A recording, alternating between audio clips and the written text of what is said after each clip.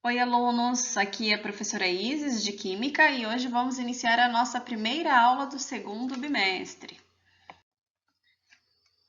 De início, eu trouxe para vocês essa tela contendo a relação de todos os conteúdos que vamos estudar no segundo bimestre.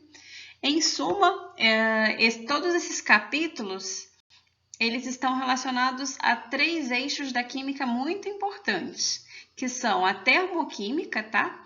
E seus cálculos entálpicos, por exemplo, o estudo cinético, que fala a respeito da velocidade das reações químicas, e, por fim, falaremos sobre equilíbrio químico, tá? E o deslocamento do equilíbrio químico. Então, são 3 eixos temáticos que foram subdivididos em capítulos.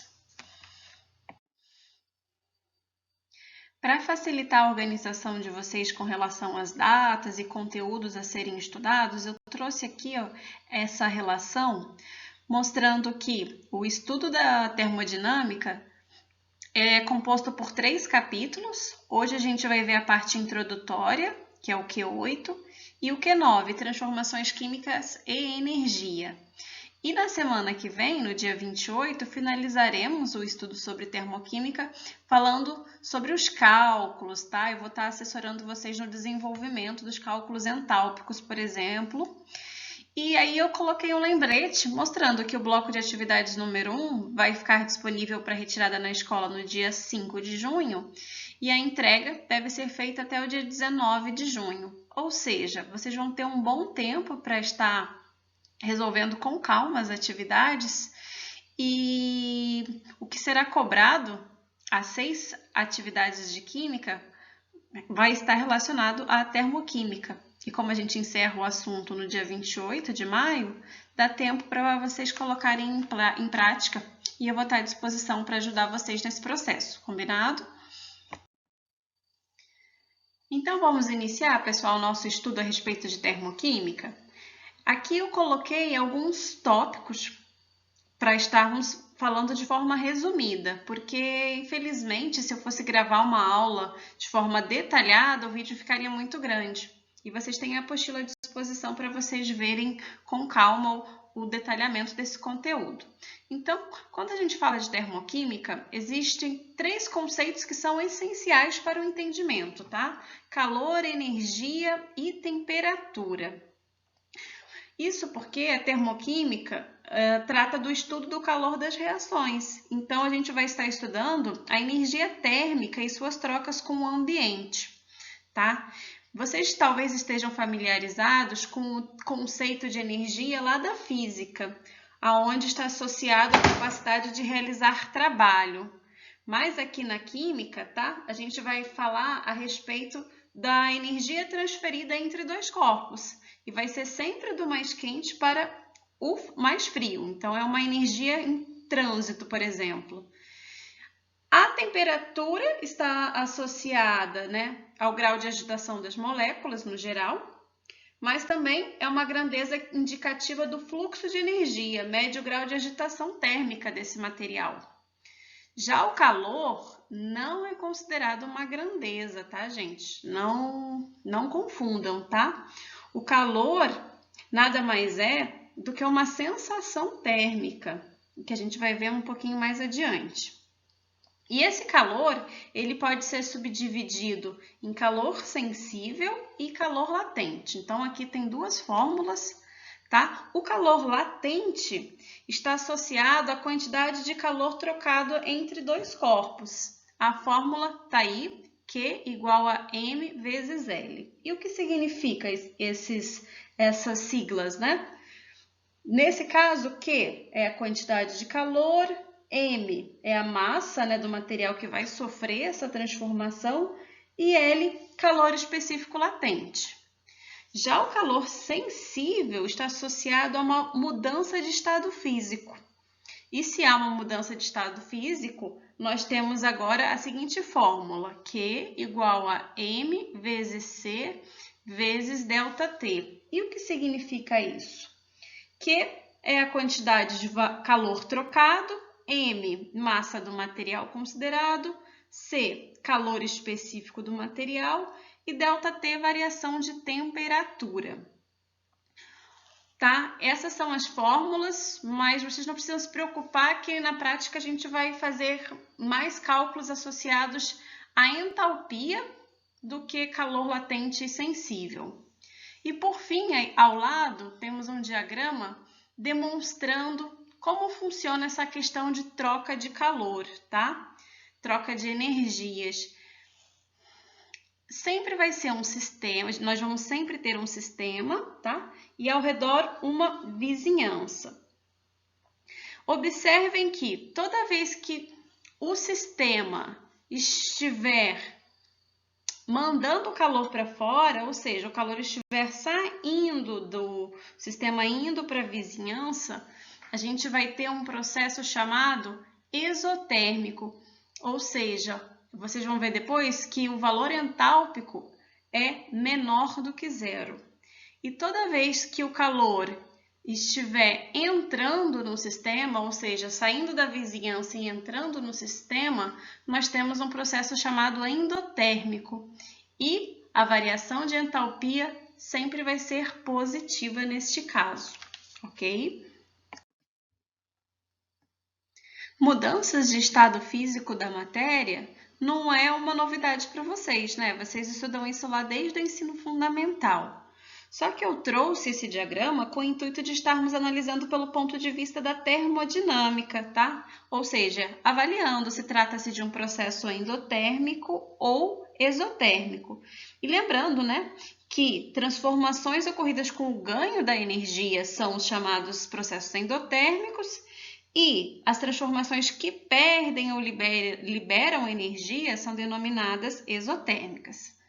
Agora, acompanhando aí a imagem, por exemplo, quando a gente tem o estado físico sólido passando para o líquido, o que acontece? A gente tem um processo endotérmico, pois é necessário que o sólido absorva energia para se transformar num líquido. Então, dessa forma, como eu falei, né? Processo endotérmico. E outro exemplo, e quando queremos transformar água em gelo? Novamente, precisamos pensar que a gente tem um sistema refrigerado, precisamos colocar ele, né, num sistema refrigerado, para que esse retire o calor do sistema. Então, nesse caso, a gente vai estar falando de uma transformação exotérmica, tá? Ou seja, a água precisa eliminar o calor para se transformar em gelo. Então, tá aí essa relação. Dando continuidade, entalpia. Qual seria o conceito de entalpia? A gente pode descrever como uma grandeza física, tá? Que descreve a energia interna total do sistema. E a variação da entalpia é igual à variação de calor do sistema. Então, tá aí a fórmula, tá? Da entalpia, ou seja, ela é dada por ΔH, porque a gente está falando de uma variação aonde nós temos a entalpia final menos a entalpia inicial. Existem três tipos de entalpia: entalpia padrão de ligação, entalpia padrão de combustão e entalpia de ligação. A partir da aula que vem, eu vou explicar como que a gente faz esses cálculos, tá? A gente vai estar fazendo alguns exercícios, colocando em prática esse detalhamento de cada uma desses tipos de entalpia. Um detalhezinho interessante de mencionar é que a entalpia de combustão sempre vai ter um resultado negativo. E por quê?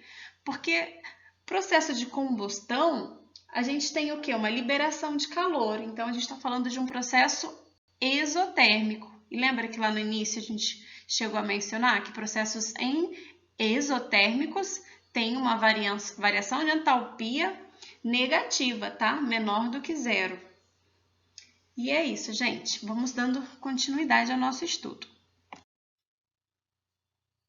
Agora, nós vamos fazer a interpretação de uma transformação exotérmica, tá? Por meio de análises gráficas, que é muito usual em exercícios colocarem esse tipo de representação, ou por meio de equações termoquímicas, tá? Ou por meio de gráficos. Então, lembrando, né, que quando trata-se de transformações exotérmicas, a gente está falando de transformações que liberam calor. Então, imagine, hipoteticamente, determinado reagente se convertendo a produtos. Se trata-se de um processo que libera calor, no geral, você vai ter um valor entálpico de energia dos reagentes muito maior do que o valor de entalpia dos produtos. Porque se está liberando calor, quer dizer o quê? Faz a análise agora, por favor, aqui das equações termoquímicas hipotéticas. A princípio, o reagente se convertendo em produtos. Eu tenho um reagente com alto valor de entalpia, tá? Então, por isso que ele está aqui no topo do gráfico. HR quer dizer o quê? O valor de entalpia dos reagentes. Só que como ele está liberando calor para formar os produtos, o meu valor entálpico de produtos ele é bem inferior. E como a gente está tendo um decaimento aqui no gráfico, por isso que esse valor é negativo, porque ele está liberando calor, tá? E esse gráfico ele é sempre dessa maneira. No eixo X eu tenho o caminho da reação e no eixo Y o valor de entalpia, tá? E normalmente isso vai estar lá com valores, vai estar com, de fato, equações, tá? De reagentes se convertendo a produtos. E a partir da aula que vem a gente vai ver isso por meio de exercícios. Continuando nossa análise, agora vamos fazer uma interpretação gráfica de uma transformação endotérmica, ou seja, transformações aonde ocorre a absorção de calor. Então, como vocês podem ver, agora é o contrário, tá? O meu valor de entalpia dos reagentes ele é menor do que a entalpia de formação dos produtos. E por quê? Porque os reagentes precisam absorver calor para aumentar esse valor entálpico e chegar numa entalpia de produto maior, já que ele está absorvendo calor, tá? Então, o ΔH, ou seja, a minha variação de entalpia sempre vai estar associada a um valor positivo, tá? E o gráfico vai ser sempre assim, entalpia dos reagentes, um patamar abaixo do valor de entalpia dos produtos, tá? Então, como a gente tem um crescimento entálpico, o meu ΔH é maior do que zero. Então é isso, pessoal. Por hoje é só. Como resumo, tá aí essa tela, né, demonstrando que em termoquímica, processos endotérmicos estão associados à absorção de calor, né, e o ΔH sempre vai ser um valor positivo.